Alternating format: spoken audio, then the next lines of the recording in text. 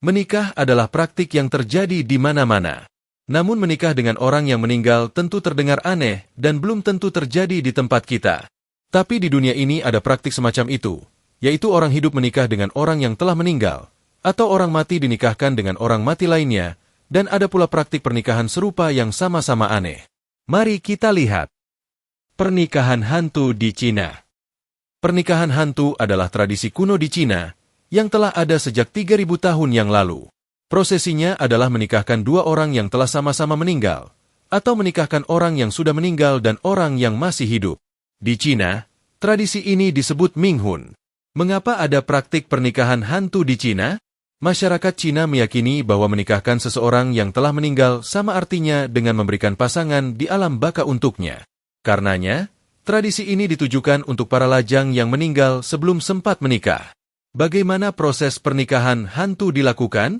Umumnya, pernikahan hantu dilakukan karena ada dua keluarga yang sama-sama sedang mencari pasangan untuk anggota keluarga mereka yang meninggal namun belum menikah.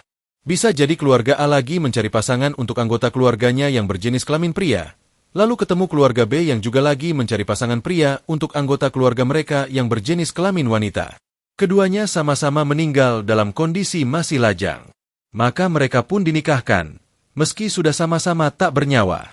Kadang pula terjadi pernikahan hantu antara orang yang sudah meninggal dengan orang yang masih hidup. Tentu saja dalam hal ini pernikahan yang dilakukan hanya sebatas ritual dan tidak mengharuskan mereka hidup bersama. Yang unik, pernikahan hantu tetap melibatkan mahar atau mas kawin, meski pihak yang dinikahkan sudah meninggal. Mahar biasanya dalam bentuk barang-barang kertas yang lalu dibakar.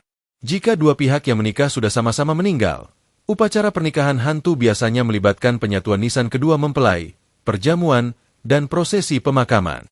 Dalam beberapa kasus, tulang-tulang jenazah wanita akan dipindahkan ke kuburan pria. Pernikahan hantu adalah tradisi yang bisa dibilang kontroversial dengan sejarah panjang di Cina. Meski bertujuan untuk menghormati orang yang meninggal dan melanjutkan garis keturunan, praktik ini juga memiliki sisi gelap yang melibatkan kejahatan. Pada 2007 misalnya, ada dua kasus terkait pria yang membunuh PSK dan ART serta wanita yang mengalami gangguan jiwa demi menjual jasadnya dalam pernikahan hantu. Jadi para pelaku kejahatan itu sengaja melakukan tindakan kriminal untuk mengomersialkan sesuatu yang sebenarnya bersifat tradisi. Pernikahan Levirat di Sudan Selatan. Di Sudan Selatan, ada komunitas masyarakat bernama Nilotik, dan mereka memiliki tradisi pernikahan unik yang disebut pernikahan Levirat. Pernikahan Levirat adalah praktik perkawinan yang dilakukan ketika seorang pria meninggal namun belum punya anak, kemudian saudara pria itu menikahi jandanya. Jika seorang pria memiliki istri, dan pria itu meninggal sebelum sempat punya anak, saudara pria itu akan menikahi wanita yang ditinggal mati pria tadi. Saudara pria di sini bisa kakak atau adik. Tujuan dari menikahi janda yang ditinggal mati dalam pernikahan Levirat adalah untuk melanjutkan garis keturunan keluarga dan mencegah kepunahan nama keluarga, serta memberikan perlindungan bagi si janda. Praktik ini sangat umum di kalangan suku Dinka dan Nuer di Sudan Selatan. Istilah Levirat berasal dari bahasa Latin, yaitu levir, yang berarti saudara ipar atau saudara laki-laki suami. Praktik ini telah ada dalam berbagai budaya dan masyarakat, terutama yang memiliki struktur klan yang kuat. Karenanya salah satu tujuan pernikahan Levirat adalah untuk mencegah kepunahan klan.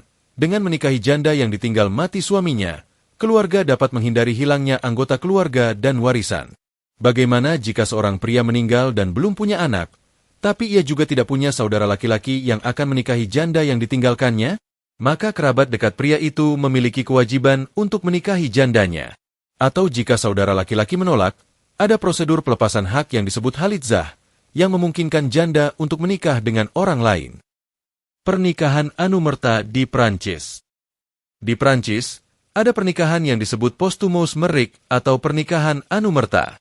Seperti sebutannya, pernikahan ini dilakukan oleh seseorang yang masih hidup dengan seseorang yang telah meninggal. Urusan yang mungkin aneh ini bahkan diatur secara hukum dalam undang-undang, yaitu pasal 171 Kode Perdata Prancis. Bagaimana perkawinan semacam itu sampai diatur secara khusus? Dalam undang-undang Prancis, pernikahan anumerta atau menikah dengan orang yang telah meninggal adalah perbuatan legal dengan kondisi tertentu, terutama jika ada bukti kuat bahwa orang yang telah meninggal memiliki niat untuk menikah sebelum kematiannya. Contohnya, seorang pria dan seorang wanita menjalin hubungan pertunangan, namun si pria meninggal sebelum mereka sempat menikah. Jika itu terjadi, si wanita bisa mengajukan permintaan menikah dengan tunangannya yang telah meninggal dalam pernikahan anumerta. Yang patut diperhatikan dalam hal ini, pihak pria yang telah meninggal memang telah berniat untuk menikah sebelum meninggal, yang ditunjukkan dengan bukti tertentu, dan pihak wanita yang akan menikah dengan kekasihnya yang telah meninggal itu harus mendapat izin atau persetujuan dari Presiden Prancis. Mengapa urusan pernikahan semacam ini harus mendapat persetujuan dari Presiden Prancis? Biasanya, pernikahan anumerta dilakukan untuk memberikan status hukum kepada pasangan yang ditinggalkan dan untuk menghormati ikatan mereka. Pernikahan ini memberi pengakuan hukum bagi pasangan yang ditinggalkan, yang mungkin memiliki implikasi pada warisan, tunjangan, dan hak-hak lainnya. Pernikahan anumerta juga merupakan tindakan simbolis yang penting bagi pasangan yang telah kehilangan orang yang dicintai. Pernikahan anumerta pernah terjadi pada pasangan tentara yang tewas dalam pertempuran, atau polisi yang tewas ketika sedang menjalankan tugas. Dalam kasus ini, si wanita diizinkan menikahi pasangannya yang meninggal dalam pertempuran, untuk menghormati ikatan mereka dan memberikan status hukum pada jandanya. Pernikahan arwah di Korea. Pernikahan arwah di Korea bisa dibilang tak jauh beda dengan pernikahan hantu di Cina, yaitu menikahkan dua orang yang telah sama-sama meninggal, atau menikahkan seseorang yang telah meninggal dengan seseorang yang masih hidup. Yang berbeda dalam hal ini mungkin latar belakang tradisinya. Dalam kepercayaan masyarakat Korea, khususnya di zaman kuno, jika seseorang meninggal tanpa menikah maka arwahnya bisa gentayangan dan mengganggu keluarga atau lingkungan sekitar. Karena itu, mereka pun berusaha menikahkan anggota keluarga yang meninggal tapi belum sempat menikah tersebut, baik dengan orang lain yang telah sama-sama mati, atau dengan orang lain yang masih hidup jika tersedia, misalnya tunangan atau seseorang yang mau menikah dengan orang yang telah mati tersebut. Pernikahan arwah dimaksudkan untuk memberi kedamaian bagi arwah yang belum menikah, dan mencegah mereka dari menjadi hantu gentayangan. Upacara pernikahannya bisa melibatkan berbagai cara, termasuk menikahkan dua arwah yang sama-sama meninggal, atau menikahkan orang yang masih hidup dengan arwah. Dalam beberapa kasus, pengantin arwah akan mengenakan pakaian khusus, seperti hanbok putih untuk pengantin wanita, dan pakaian tradisional untuk pengantin pria.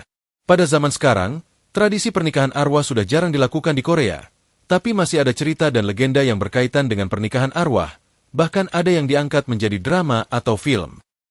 Menikahi wanita yang ditinggal mati di Afrika. Beberapa suku di Afrika memiliki tradisi menikahi wanita yang ditinggal mati suaminya, mirip tradisi yang ada di Sudan Selatan. Ketika seorang pria meninggal, dan ia meninggalkan seorang istri, maka saudara laki-laki atau kerabat dekat pria yang meninggal itu akan menikahi si wanita. Tujuannya untuk menjaga ikatan keluarga, memastikan perlindungan bagi si janda dan anak-anaknya, serta menjaga warisan dan tanah keluarga. Beberapa suku yang dikenal dengan tradisi ini antara lain suku Afar, Baganda, dan beberapa suku di wilayah Yoruba. Di suku Baganda misalnya, jika seorang suami meninggal, klan akan memilih ahli waris yang juga akan bertanggung jawab untuk mengadopsi anak-anak si pria yang meninggal dan memperlakukan mereka seperti anak kandung sendiri.